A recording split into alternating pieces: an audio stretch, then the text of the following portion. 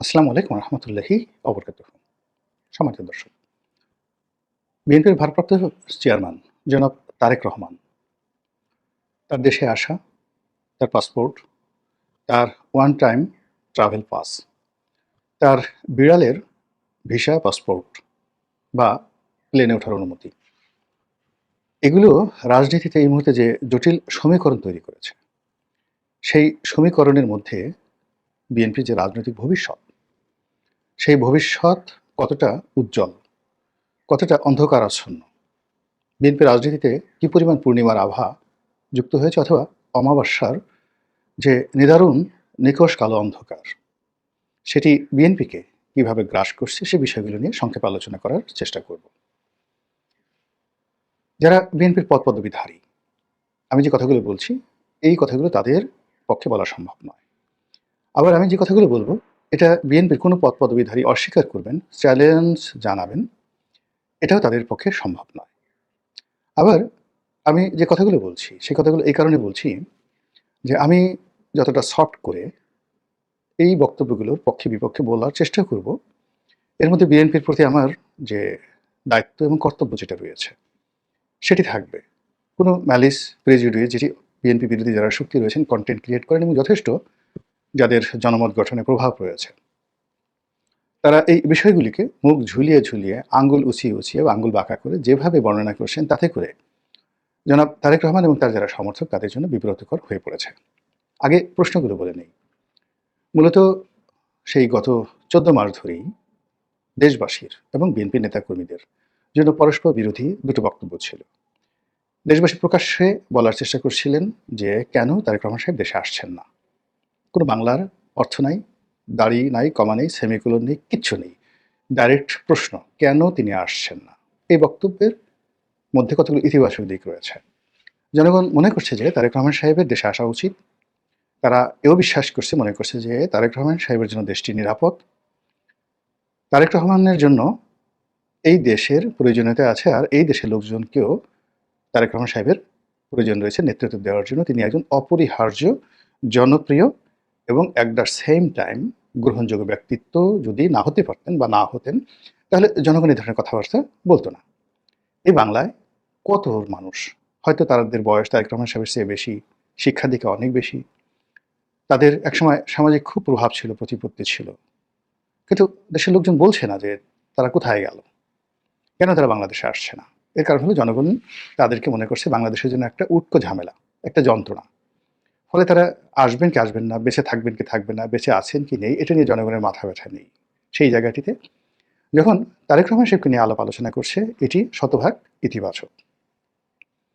এটা নিয়ে কোনো নেতিবাচক চিন্তা করার কোনো হেতু নেই।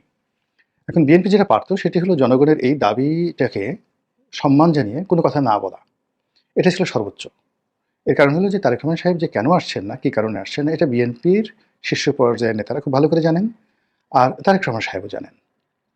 কাজেই সব কথা তো আসলে জনগণকে বলতে হয় না। এত 18 কোটি মানুষের কাছে আপনি জবাবদিহি করে সবাইকে রাজি খুশি করানোর যে চেষ্টা, এটা আপনি পারবেন না। কিন্তু বিএনপি সেই কাজটি ইচ্ছাই হোক অনিচ্ছাই হোক তারা এই কাজটি করেছে, এবং তারা জনগণের আশা আকাঙ্ক্ষার সঙ্গে তারা কমপ্লাই করার জন্য বা সমঝোতা করার জন্য বা জনগণের আশা আকাঙ্ক্ষাকে তুলে ধরার জন্য, আফোর্ড করার জন্য তারা বলেছেন এই নেতা আজ আসবেন, কাল আসবেন, এলেন বলে।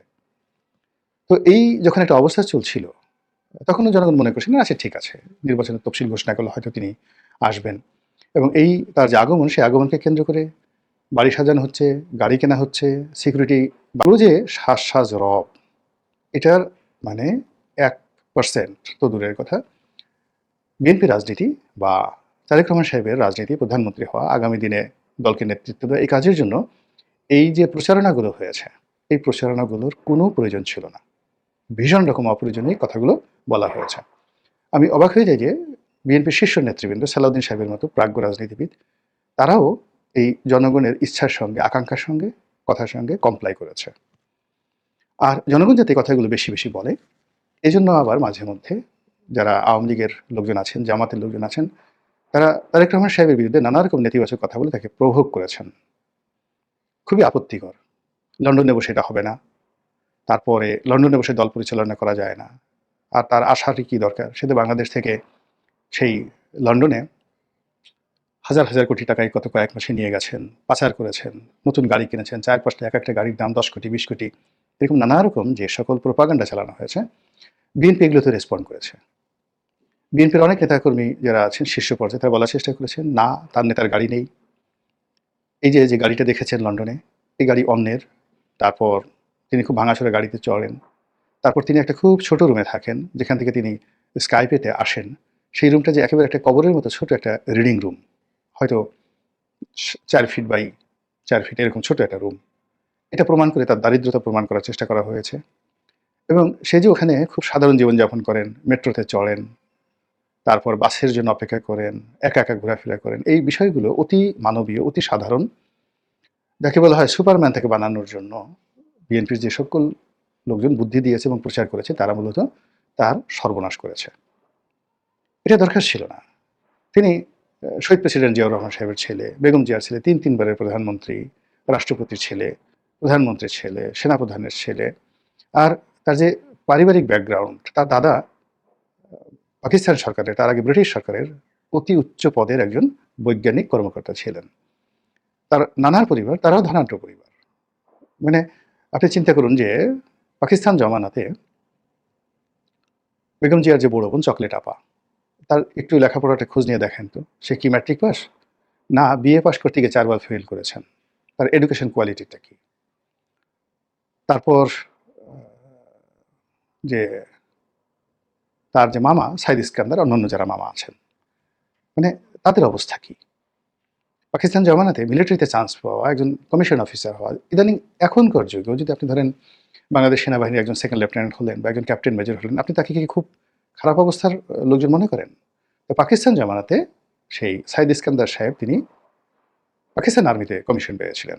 তো এই পরিবারটি ভিক্ষুকের মতো চলবেন, ফকিরের মতো চলবেন, এটা কে বলেছে? আমাদের সমাজের সবচেয়ে বড় ব্যাপার হলো এক ভিক্ষুক আর এক ভিক্ষুককে দেখতে পারে না।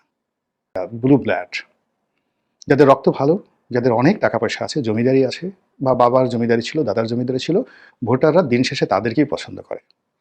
আপনি চাঁদাবাজি করে মানুষের কাছে চেয়ে চিনতে, একজনে আপনাকে একটা গাড়ি দিল, আরেকজনে ১ লাখ টাকা দিল, আরেকজন একটা পাঞ্জাবি কিনে দিল, আরেকজন একটা জুতা কিনে দিল, আর আপনি ফুটবাবু হয়ে নেতা সাজলেন, হাত ঝুলালেন। লোকজন আপনাকে কোনো দিন এই বাংলায় এই ধরনের ভিক্ষুক টাইপের লোক কখনো নেতা হতে পারেনি। যারাই নেতা হয়েছেন তারা সবাই ৪-৫টা গুণাবলী ছিল অপরিহার্য। প্রথম গুণাবলী হলো প্রচণ্ড সাহসী। দ্বিতীয় গুণাবলী হলো তারা মার দিয়েছে, কিন্তু কখনো মার খায়নি।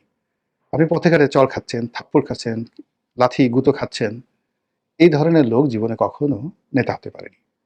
এটা বোঝার চেষ্টা করুন।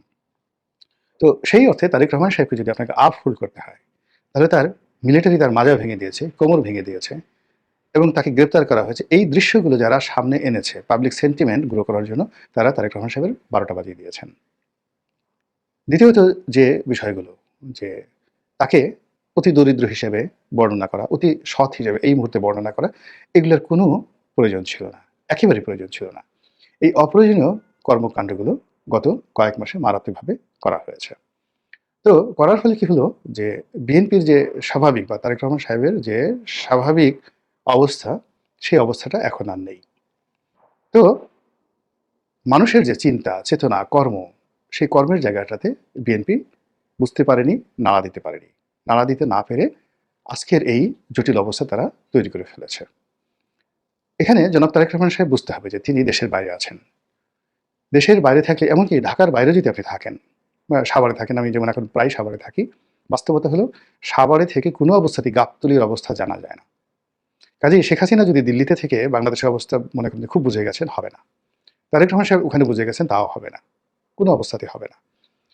তাকে যারা গাইড করবেন, অনেস্টলি যদি তারা একেবারে তাদের তারেক রহমান সাহেবের চোখ হয়ে, নাক হয়ে, কান হয়ে তারা যদি সত্য কথাটা বলতেন, তাহলে তিনি সুন্দর করে সিদ্ধান্ত নিতে পারতেন। কিন্তু সেই কাজটি আসলে দুটো দলা হয় না।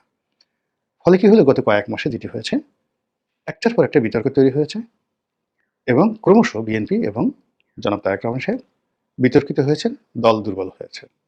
এবং এরই মধ্যে ওভার অ্যাক্টিং করতে গিয়ে বিএনপির কিছু লোক, আমি বলবো একেবারে যারা বিএনপির ব্র্যান্ড অ্যাম্বাসেডর হিসেবে এই মুহূর্তে যারা, আমাদের দেশে কিন্তু এই মুহূর্তে টেলিভিশন টক শোটা সবচেয়ে গুরুত্বপূর্ণ। তো টেলিভিশন টক শোতে বিএনপির পক্ষে আপনি ধরুন আওয়ামী লীগের কয়েকজন লোক ছিলেন, যেমন ধরুন নাইমুল ইসলাম খান। আপনার যত খারাপই লাগুক না কেন, নাইমুল ইসলাম খানের যুক্তির কাছে বিএনপির কোনো লোক দাঁড়াতে পারত না। সুভাষ সিংহ রায় তথ্যপত্র দিয়ে আওয়ামী লীগকে আপহোল্ড করতেন। আওয়ামী লীগ বিরোধী লোকদের জন্য এটা ছিল চুলকানি। কিন্তু সুভাষ সিংহ রায়কে চ্যালেঞ্জ জানানোর মতো অবস্থা ছিল না মোহাম্মদ এ আরাফাত কিংবা সমর রেজাউল করিম। এরকম আওয়ামী লীগের অন্তত ১ ডজন টেলিভিশন স্টার ছিলেন, যারা টেলিভিশনে আসলে আপনি ইচ্ছাই হোক অনিচ্ছাই হোক দেখতে বাধ্য হতেন। এবং বিএনপি মানে আওয়ামী লীগ বিরোধী শক্তি যাদের চুলকানি শুরু হতো, রাগ হতো, মেজাজ গরম হতো, কিন্তু তারা কিছু করতে পারতো না। আর ওদিকে আওয়ামী লীগের যারা লোকজন তারা বলতো যে না, বাপের বেটা, কাজের কাজ হয়েছে। কিন্তু এই সময়টিতে আপনি যদি দেখেন বিএনপির পক্ষে ন্যারেটিভ তৈরি করবে সামাজিক মাধ্যমে একজন স্টার নেই, নো সিঙ্গেল ওয়ান, যে একটা স্ট্যাটাস দিলে মুহূর্তের ভিতরে ২০,০০০ অর্থাৎ ১ ঘন্টায় ২০,০০০ লাইক কমেন্ট পড়ে, যেটাকে অর্গানিক বলা হয়, এরকম একজন সিঙ্গেল লোক সেলিব্রিটি বিএনপিতে নেই। তারেক রহমান সাহেবের ওখান থেকে যে সকল যাকে বলা হয় বা মিডিয়া সেল থেকে যে সকল বা ওই বিএনপির পেজ থেকে যে সকল স্ট্যাটাস আছে ওইগুলোকে প্রমোট করা হয়, টাকা দিয়ে প্রমোট করা হয়, কিন্তু ওইগুলো কোনো ইমেজ দেয়। কিন্তু অ্যাজ এ পার্সন বিএনপির কোন নেতা বা নেত্রী বলেন তো যার একটি স্ট্যাটাস এইভাবে ভাইরাল হয়ে যায় এবং জনগণ গ্রহণ করে? এরশাক আছে, এরশাকের কিছু ফলোয়ার আছে, কিন্তু এরশাক তো এরশাকের লেভেলের। এরশাকের কোনো কথা জ্ঞানী গুণী বুদ্ধিজীবী বা যারা সিদ্ধান্ত তৈরি করে তারা মানে তার কোনো বক্তব্য গ্রহণ করার মতো অবস্থা নেই। মানানা অর্থাৎ এরশাদ যেটা বলে, ইলিয়াস যেটা বলে, পিনাকি যেটা বলে, হিরো আলম যেটা বলে, এর মধ্যে সোশ্যাল মাধ্যমে যে সমর্থন কোনো ডিফারেন্স নেই। কিন্তু ধরুন সেই ডক্টর জাফর ইকবাল আওয়ামী লীগের পক্ষে যে ন্যারেটিভ তৈরি করতেন, কিংবা ধরুন মুনতাসির মামুন যে কাজটি করতেন, সেই কাজটি তো বিএনপির কেউ করতে পারছে না, নো ওয়ান, একজন বুদ্ধিজীবী নেই। দ্বিতীয়ত হলো যে বিএনপির পক্ষে লিখবে যেটা আওয়ামী লীগের আবেদ খান ছিলেন, আওয়ামী লীগের মুনতাসির মামুন সাহেব ছিলেন, এ বি এম মুসা সাহেব ছিলেন, আরও অনেক লোক, আব্দুল গাফার চৌধুরী লেখেন, আব্দুল গাফার চৌধুরী লিখবে না সেটা পড়বে না এর কোনো লোক নাই। এখন বিএনপিতে কিন্তু বেশ কয়েকজন ভালো কলাম লিখতেন একটা সময়। মাহমুদুর রহমান আমার দেশে উনি লিখতেন, জাইজাদিনের শফিক রেহমান লিখতেন, রয়টার্সের আতিকুল হক ছিলেন, তিনি লিখতেন। অসাধারণ তাদের মানে দক্ষতা ছিল কলম সৈনিক হিসেবে। এখন দেখেন তো বিএনপির একটা লোক ১,০০০ ওয়ার্ড বাংলা সুন্দরভাবে লিখতে পারে আর সেটা সুখপাঠ্য, মানুষ পড়বে, এরকম একজন সিঙ্গেল লোক বিএনপিতে নেই, সিঙ্গেল লোক নেই। কোনো পত্রপত্রিকার সঙ্গে তাদের সম্পর্ক নেই। যার ফলে কি হলো, চারিদিকে শুধু ধোঁয়াশা ধোঁয়াশা ধোঁয়াশা, কুয়াশা কুয়াশা কুয়াশা, এবং এর মধ্যে বিএনপি যারা প্রতিপক্ষ খুব সুকৌশলে তাদের ম্যাটিকুলাস ডিজাইন ব্যবহার করে বিএনপি সম্পর্কে, স্পেশালি তারেক রহমান সম্পর্কে এমন কতগুলো ন্যারেটিভ ছড়িয়ে দেওয়া হয়েছে, সেই ন্যারেটিভে গত ১৫ মাসে এই দলটি তছনছ হয়ে গেছে। আর সর্বশেষ এখন বিএনপিকে নিয়ে ঠাট্টা হচ্ছে যে তারেক রহমান সাহেবের বিড়ালের পাসপোর্ট হয়ে গেছে। এটা ভীষণ রকম অবমাননা কর, মানে একটা বিড়ালের পাসপোর্ট হয়ে গেছে, তারেক রহমান সাহেবের পাসপোর্ট হয়নি। আমি এতটুকু শুধু বলতে পারলাম, বিড়ালের ভিসা হয়ে গেছে, তারেক রহমান সাহেবের এখনো হয়নি। বিড়াল সিদ্ধান্ত নিয়েছে বা বিড়ালের মালিক সিদ্ধান্ত নিয়েছে বিড়ালের জন্য বিড়াল আসবে বাংলাদেশে, কিন্তু বিড়ালের মালিক আসবে কিনা এটা এত বোকা না। তো সেই দিক থেকে আবার নতুন যে বিতর্কগুলো, তারেক রহমান সাহেবের ভোটার তালিকার নাম নেই, স্বয়ং নির্বাচন কমিশনের পক্ষ থেকে এই কথা বলা হলো। কেন এই কথা বলা হলো? আমরা কি তাকে জিজ্ঞাসা করেছি? তো তাই যদি হয় তাহলে তিনি তো তাহলে ভোটই দিতে পারবেন না, তারপর তিনি তো প্রার্থী হতে পারবেন না, তিনি প্রধানমন্ত্রী হতে পারবেন না। এরপর প্রশ্ন, তিনি কি বাংলাদেশের পাসপোর্ট পাবেন? আবার তিনি কি ব্রিটিশ পাসপোর্টধারী, নাকি সেখানে অ্যাজ এ অ্যাসাইলাম হিসেবে তার যে আইডি কার্ড রয়েছে, আইডেন্টি কার্ড রয়েছে, তার সে কেবলমাত্র সেই আইডি কার্ডটি রয়েছে, নাকি পুরো পরিবার তারা ব্রিটিশ পাসপোর্ট ধারণ করছেন? এই প্রশ্নগুলো কে বা কারা সামনে নিয়ে আসলো? সাম্প্রতিক সময় তারেক রহমান সাহেব তার দেশে ফেরা নিয়ে যে বক্তব্যটি দিয়েছেন, যে দেশে ফেরার যে সিদ্ধান্ত তার একক কোনো বিষয় নয়, এই বুদ্ধি তাকে কে দিয়েছিল? এর ড্রাফট তারেক রহমান সাহেব তো এই বাংলা লেখার মানুষ নন। মানে তার পক্ষে আমি মাঝে মধ্যে দেখি যে বিভিন্ন ইংরেজিতে স্ট্যাটাস দেওয়া হয়, মাঝে মধ্যে বাংলাতে স্ট্যাটাস দেওয়া হয়, এগুলো মানে পয়েন্টিভ নয়, প্রয়োজনীয় নয়। একটা সিঙ্গেল, আমি আজ পর্যন্ত সেই তারেক রহমান সাহেবের পেজ থেকে যে সকল ইংরেজি এবং বাংলায় যে সকল স্ট্যাটাস দেওয়া হয়েছে, এর একটা জিনিসেরই প্রয়োজন ছিল না, দুপয়সার প্রয়োজন ছিল না, প্রায় সবগুলোই তাকে আরও সহজলভ্য করে ফেলেছে। বোঝার চেষ্টা করুন, আকাশের চাঁদ দূরে আছে, তাকে ভালো লাগে, চাঁদ যদি একটু কাছে চলে আসে, এই পৃথিবীতে জোয়ার তৈরি হয়ে যায়। চাঁদ যদি একটু দূরে চলে যায়, ভাটা তৈরি হয়ে যায়। আর আপনি যদি নিজে চাঁদের মধ্যে চলে যান, আপনি আপনার সমস্ত ওজন হারিয়ে ফেলবেন। তো একজন নেতা, সে যত সহজলভ্য না হবে, যত দূরে থাকবে জনগণ তাকে নিয়ে তত বেশি গালাগালি করবে, সমালোচনা করবে, কিন্তু আল্টিমেটলি শেষ পর্যন্ত তাকে নেতা মানবে। কিন্তু তাকে যদি আপনি ভাতের মাড় বানিয়ে ফেলেন, ডাল বানিয়ে ফেলেন, আলু ভর্তা বানিয়ে ফেলেন, তাহলে আর যা হোক না কেন পরবর্তীতে তাকে আকর্ষণীয় কোনো রাজকীয় পদপদবিতে বসাতে পারবেন না।